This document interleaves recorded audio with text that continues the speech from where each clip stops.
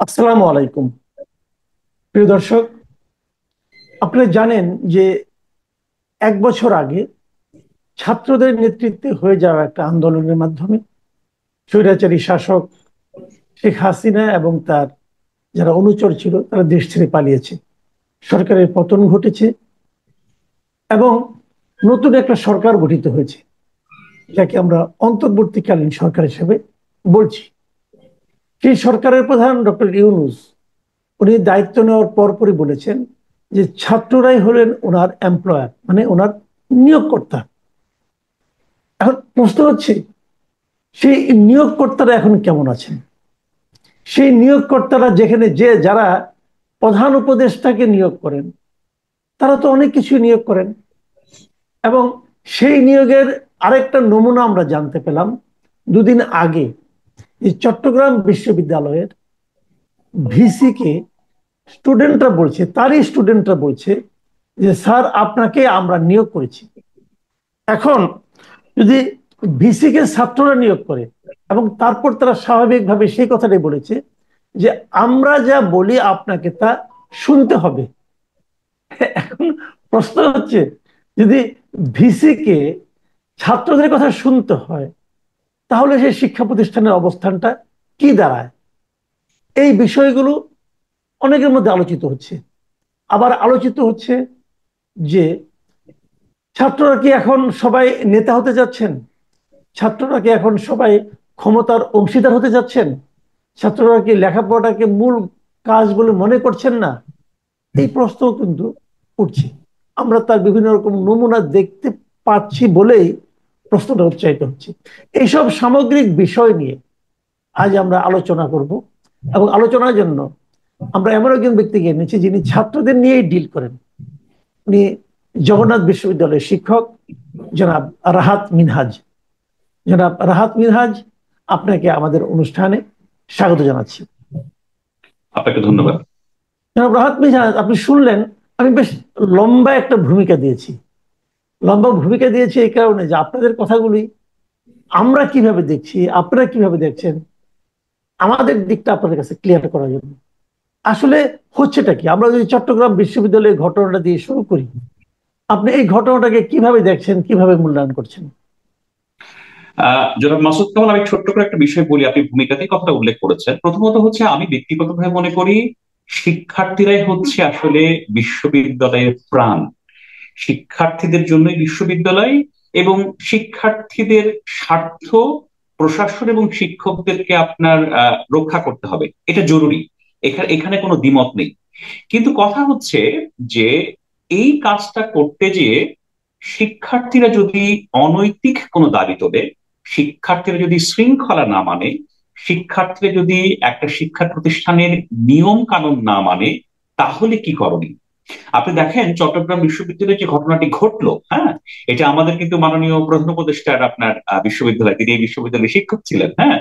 তো এই এই বিশ্ববিদ্যালয়ে যে ঘটনাটি ঘটলো, যে কয়েকজন শিক্ষার্থী, হাতে গোনা কয়েকজন শিক্ষার্থী, তারা দু একজন সাবেক শিক্ষার্থীও আছে এই দলের মধ্যে, তারা একটা নিয়োগ বোর্ডকে ইনভেট করে বসলো। তারা একটা নিয়োগ বোর্ডের ভেতরে ঢুকে সেটাকে ভন্ডুল করে দিল, নাম্বার ওয়ান। তারপরে হচ্ছে, তারপর বিশ্ববিদ্যালয়ের প্রধান যে ব্যক্তি, অর্থাৎ উপাচার্য মহোদয়, যিনি রাষ্ট্রপতি কর্তৃক নিয়োগকৃত, তাকে তারা শাসালেন এবং বললেন, আপনাকে তো আমরা নিয়োগ দিয়েছি, আপনি আমাদের কথা শুনতে বাধ্য। আমি আবারও পরিষ্কার করে বলি, বিশ্ববিদ্যালয় প্রশাসনের মূল দায়িত্ব হচ্ছে শিক্ষা কার্য পরিচালনা করা এবং শিক্ষার্থীদের স্বার্থ দেখা। এখানে কোনো ছাড় নেই। কিন্তু আপনাকে তো মিনিমাম শৃঙ্খলাটুকু মানতে হবে। আপনি যদি একজন অন্য একটা বিভাগের সম্মানিত শিক্ষকের, আপনার নিয়োগ বোর্ড চলছে, সেই নিয়োগ বোর্ডের মধ্যে আপনি ঢুকে যান, ঢুকে যে আপনি উপাচার্যকে শাসাতে থাকেন এবং বলেন আমি নিয়োগ দিয়েছি, আপনি আমাদের কথা শুনতে বাধ্য, তাহলে তো শিক্ষা প্রতিষ্ঠান বলে কোনো কিছু থাকে না। তাহলে তো নিয়ম নীতি বলে কোনো কিছু থাকে না। তাহলে তো শৃঙ্খলা, আইন কানুন কোনো কিছুই থাকে না। তো তাহলে যারা এই কাজগুলো করছেন, তারা কি রাষ্ট্রের কোন ধরনের আইন কানুন রীতি নীতি কোনো কিছুই তারা মানবেন না? সবকিছুকেই তারা আপনার ভেঙে চুরে ছারখার করে দিবেন? সবকিছুকেই তারা অ্যাবলিশ করে দিবেন? সেটাই যদি লক্ষ্য হয়, তাহলে কিন্তু আমাদের সামনে আরো ভয়াবহ দিন অপেক্ষা করছে। এবং সেই ভয়াবহ যে দিনের কথা আমি বলছি, আপনি বিশ্বাস করেন, এই ভয়াবহ দিন বা এই ভয়াবহ সময় থেকে কিন্তু কেউ বাদ যাবে না। আপনি কেউ মনে করতে পারেন যে এখন আমি নিরাপদ আছি, আমাকে কেউ বলছে না, হ্যাঁ আমি ঠিকঠাক আছি, 2 বছর পরে, 3 বছর পরে, 5 বছর পরে আপনিও কিন্তু আক্রান্ত হতে পারেন, আমিও আক্রান্ত হতে পারি।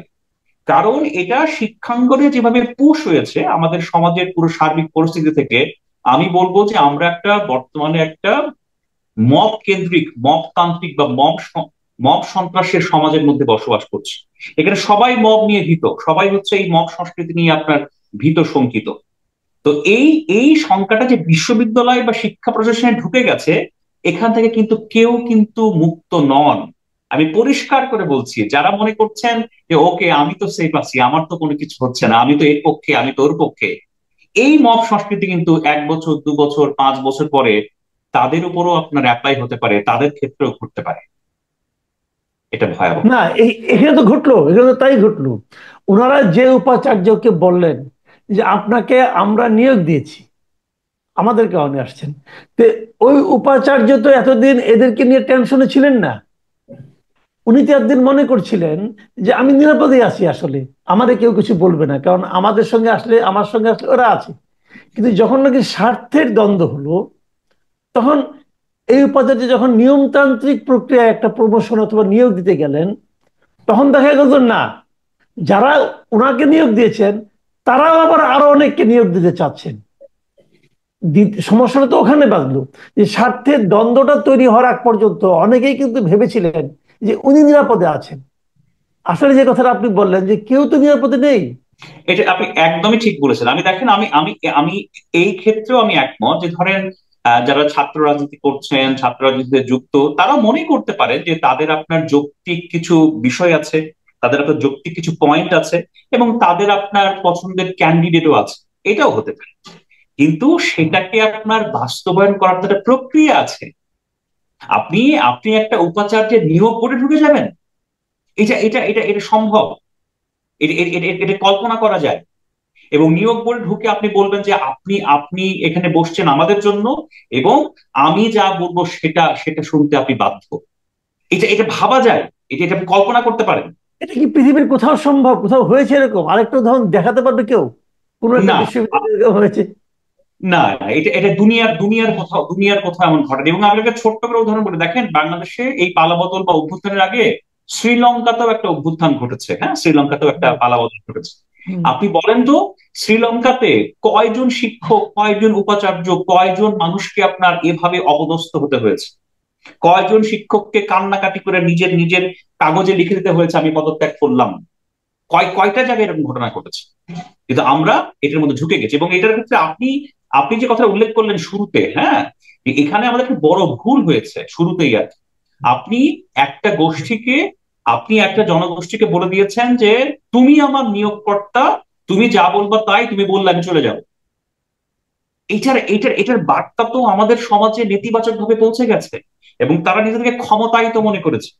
এবং বিশ্বাস করেন, আমাদের সমাজে তো একটা একটা শ্রেণী তো সবসময় আছে। আমি আপনাকে বলি, শিক্ষাঙ্গনে যে আপনার অরাজকতা, মব সন্ত্রাস বা নানা ধরনের সিচুয়েশন তৈরি হচ্ছে, এটা কিন্তু সব শিক্ষার্থী করছে না। এটা কিন্তু এর সাথে কিন্তু বড় স্কেলের আপনার শিক্ষার্থীরা যুক্ত নন। আমি আপনাকে হলফ করে বলছি, একটা বিশ্ববিদ্যালয়ে 10,000 শিক্ষার্থী থাকে, তার মধ্যে হয়তো 100, 200, 300 শিক্ষার্থী যুক্ত হতে পারেন। এটা পার্সেন্টেজে খুবই কম। তো এই যে সংখ্যাটা, তারা লোভী হতে পারে, তারা অন্যের দ্বারা প্রভাবিত হতে পারে, তারা ভেতরে ভেতরে অপরাধ প্রবণ মানসিকতা সম্পন্ন হতে পারে, এবং তাদের ভয়ঙ্কর রকমের কোনো স্বার্থ থাকতে পারে। তো এত কিছু সম্মিলিত হয়ে কেউ যখন আপনার পুরো সিস্টেমকে চ্যালেঞ্জ করছে একটা অসাধু উদ্দেশ্য নিয়ে, তাদেরকে তো আপনি এন্ডোর্স করতে পারেন না। আরো ভীতিকর বিষয় হচ্ছে, আরো ভয়ঙ্কর ভীতিকর বিষয় হচ্ছে, দেখেন আমরা 5 আগস্টের পর থেকেই ক্রমাগত বাংলাদেশের সমাজ ব্যবস্থায় মব ভায়োলেন্সের একটা খুবই নেতিবাচক সংস্কৃতি আমরা প্রত্যক্ষ করছি। এটা মাজার ভাঙা থেকে শুরু করে দোকানপাট ভাঙা, এর দোকানে হামলা, ওখানে যাওয়া, ইভেন বিয়ে বাড়িতে যায় পর্যন্ত আক্রমণ। 10-15 জন ছেলে বাড়িতে বিয়ে বাড়িতে যায় বলতেছে যে ভাই এখানে আওয়ামী লীগের দোসর আছে, এই বিয়ের অনুষ্ঠান করা যাবে না। আপনি ভাবতে পারেন? এটাকে আমি একদম ছ্যাঁচড়ামি মনে করি আর কি। হ্যাঁ, এটা মানে কারো বিয়ে হচ্ছে সেখানে যে আপনি একটা মত তৈরি করছেন। তো এই যে অংশটা বা যারা এই কাজগুলো করছে তাদেরকে তো আপনার থামানো দরকার ছিল, তাদের বিরুদ্ধে ব্যবস্থা নেওয়া দরকার ছিল। কিন্তু আমরা না, দেখতে পাচ্ছি সরকার কি ব্যবস্থা কি সরকার নেবেন? এক সময় আপনার শুধুমাত্র বিবৃতি দিত, এখন সরকারের বিভিন্ন ব্যক্তি এই মব ভায়োলেন্সের পক্ষে আপনার সম্মতি উৎপাদন করছে। একদম, একদম ঠিক আপনি দেখেছেন যে আমাদের যে প্রধান উপদেষ্টার যে প্রেস সেক্রেটারি, উনি এবং ওনার সঙ্গে যারা সহকারী আছে, আমি সবারই আজকে ফটো কার্ড দেখলাম, এরা সবাই কোনো না কোনো ভাবে এই মব ভায়োলেন্সকে এন্ডোর্স করার চেষ্টা করছেন, এর পক্ষে কথা বলার চেষ্টা করছেন। একজন তো বলছেন এটা একটা প্রেশার গ্রুপ, এটা নাকি প্রেশার, এটা নাকি মব না, এটা কোনো মব বলতেও রাজি নন। তো এটা যদি হয় তাহলে কিন্তু ওই আগের যে কথাটা, যে প্রধান উপদেষ্টা যে বলেছিলেন ওনারা আমার এমপ্লয়ার, এই এমপ্লয়ারদের পক্ষে কিন্তু এমপ্লয়ীদের এক ধরনের মানে আপনার সমর্থন দেওয়ার প্রবণতা আমরা দেখতে পাচ্ছি। তো সেটা যদি হয় তাহলে অদূর ভবিষ্যতে এটা কমবে, থামবে, এই আশাটাও তো আমরা করতে পারছি না। যারা মাসুদ কামাল, আমি এটা খুব ছোট্ট করে বলি, দেখেন আমাদের সমাজটা কিন্তু খুব সরল সোজা স্বাভাবিক সমাজ নয়। আমাদের সমাজে দারিদ্রতা আছে, আমাদের সমাজে জটিলতা আছে, কুটিলতা আছে, প্রতিশোধ পরায়ণতা আছে। প্রতিশোধ পরায়ণতা অনেক বেশি পর্যায়ে আছে। তো এইরকম একটা নানাভাবে সমস্যায় আপনার জর্জরিত সমাজে যখন আপনি একটা গ্রুপের পক্ষে সম্মতি উৎপাদন করেন, তখন কিন্তু অন্য একটা বড় গ্রুপ, তারা হচ্ছে আপনার নির্যাতিত, প্রতারিত এবং অবদমিত মনে করে রাইট। এবং বিশ্বাস করে। আমি আপনাকে ছোট্ট করে বলছি, আমার কাছে মনে হয় এই মব ভায়োলেন্সকে আমি একটু সমাজতান্ত্রিক ভাষায় বলি, মব ভায়োলেন্সকে আমার ভীষণ রকম সাম্যবাদী বলে মনে হয়। মব আচ্ছা। ভায়োলেন্স সবার কাছে সমান। আমি আপনাকে আজকের এই প্রোগ্রামে এখানে বসে বলছি, এই মব ভায়োলেন্সের যে সংস্কৃতি বাংলাদেশে শুরু হয়েছে, মব ভায়োলেন্সকে রাষ্ট্রের তরফ থেকে যেভাবে আপনার এন্ডোর্স করা হচ্ছে, মব ভায়োলেন্সকে যেভাবে আপনার সরকারের অংশের বিভিন্ন লোকের পক্ষ থেকে এর পক্ষে সম্মতি তৈরি করা হচ্ছে, এর প্রতিদান এর প্রতিদান, মব ভায়োলেন্স একদিন সবাইকেই সমানভাবে বুঝিয়ে দেবে। 2 বছর, 4 বছর, 5 বছর, ম্যাক্সিমাম হয়তো 10-15 বছর পর। কিন্তু এতে ক্ষতিটা কি হবে জানেন? এতে ক্ষতিটা হবে হচ্ছে সামগ্রিকভাবে আমাদের শিক্ষাঙ্গন এবং সমাজের যে অবস্থা, সেটা আপনার পিছিয়ে যাবে। সামগ্রিকভাবে এই রাষ্ট্রটা পিছিয়ে যাবে, সামগ্রিকভাবে আমরা বিশ্ব দরবারের কাছে আপনার অত্যন্ত বাজে একটা সোসাইটির মানুষ হিসেবে পরিচিত হব। এবং এর প্রভাব পড়বে হচ্ছে আপনার বিদেশে কর্মী নিয়োগ থেকে শুরু করে ছাত্রদের ভর্তি পর্যন্ত। সেটা অলরেডি পড়া শুরু করেছে। এবং বিশ্বাস করেন, এটার প্রভাব কিন্তু ইন্টারন্যাশনালি পৌঁছাবে। সেটার মধ্যে সবাই আমরা সমানভাবে আপনার দোষী সাব্যস্ত হব। কেউ কিন্তু বলবে না এ হচ্ছে এর পক্ষের, ও হচ্ছে ওর পক্ষের, ও স্বৈরাচারের দোসর, আমি আমি বিপ্লবী, আমি প্রতিবাদী। এটা কিন্তু কেউ দেখবে না, সবাই বলবে তোমরা বাংলাদেশী এবং তোমরা এই কালচারের অংশ। সেটা আপনার আমার জন্য ভালো কিছু নয়। আচ্ছা, আমি এখন একটু একটা সেন্সিটিভ কোশ্চেনই করি। এটা অনেকদিন ধরে আমি খেয়াল করছি, আপনি যেহেতু নিজে শিক্ষাঙ্গনে আছেন আপনিও খেয়াল করছেন। দেখুন, আমরা বিভিন্ন সময় দেখছি বাংলাদেশে এরই মধ্যে সরকার কিন্তু সিদ্ধান্ত নিয়েছে এবং আইন করেছে যে ছাত্রলীগকে তারা নিষিদ্ধ করেছে, ছাত্রলীগের কার্যক্রমকে ছাত্রলীগকে নিষিদ্ধই করেছে একটা। তো ছাত্রলীগ নিষিদ্ধ হয়ে গেছে, কোনো সন্দেহ নাই। এখন যারা এক সময় ছাত্রলীগের কর্মী ছিল, সমর্থক ছিল, অথবা ছাত্রলীগের সঙ্গে মিছিল করতে বাধ্য হতো, নানা কারণে হতো, তো তাদেরও কিন্তু আমি দেখছি এক ধরনের নিরাপত্তাহীনতা। তারা তো স্টুডেন্ট, ওরকম কেউ হয়তো কোনো একটা পরীক্ষা দিতে গেল, পরীক্ষা দেওয়ার সময় তাকে পরীক্ষার হল থেকে বের করে আনলো, অথবা গণপিটুনি দেওয়া হলো, তারপরে তাকে থানায় দেওয়া হলো, অথবা তাকে অ্যারেস্ট করা হলো, অথবা মামলা ঢুকিয়ে দেওয়া হলো। তার বিরুদ্ধে কোনো মামলা নেই, তবু সে একদা ছাত্রলীগ করতো বলে কেউ কেউ দাবি করছে, অতএব তার জীবন কিন্তু হেল হয়ে গেল। অথচ আমরা কিন্তু পাশাপাশি এটাও দেখছি যে যারা এগুলি করছে তাদের যে শিরোমণি যারা, যেমন ধরুন সার্জিস আলম, উনি নিজে একসময় ছাত্রলীগ করতেন এবং উনি একটা কারণ দেখিয়েছেন যে আমি এখানে বাধ্য হয়েছি থাকার জন্য, হলে না থাকতে পারলে আমার হতো না, এটসেট্রা এটসেট্রা। তো এই অজুহাতে যদি সার্জিস আলমের জন্য প্রযোজ্য হয়, তো অন্যদের জন্য কেন প্রযোজ্য হচ্ছে না? কেন ছাত্রলীগ একদা করেছেন, এখন তার কোনো মিছিল মিটিং করছেন না, ওই অপরাধে উনি ক্লাস করতে পারবেন না, ওই অপরাধে উনি পরীক্ষা দিতে পারবেন না, ওই মারের ভয়ে, গণপিটুনির ভয়ে সে ক্যাম্পাসে যেতে পারবেন না। এই এত এত মানুষের জীবনকে যে আপনার এই হুজুগের মাধ্যমে ধ্বংস করে দেওয়া হচ্ছে, এটাকে আপনি কিভাবে দেখবেন? আমি আপনাকে খুব ছোট্ট করে বলি, আমি ঢাকা বিশ্ববিদ্যালয়ের ছাত্র ছিলাম, আপনিও ছিলেন, হ্যাঁ। দেখেন, আমি যখন ঢাকা বিশ্ববিদ্যালয়ে ছাত্র হিসেবে গিয়েছি, তখন 2004 সালে, তখন যে ক্ষমতাসীন ছাত্র সংগঠন, যাদের যে দল ক্ষমতায় ছিল, তাদের হয়ে মিছিল করতে আমিও বাধ্য হয়েছি। আমি জানি না আপনি হয়েছেন কিনা, আপনি হয়তো সাহসী ছিলেন, আপনি হয়তো হননি, আমি বাধ্য হয়েছি, আমি মিছিলে গিয়েছি।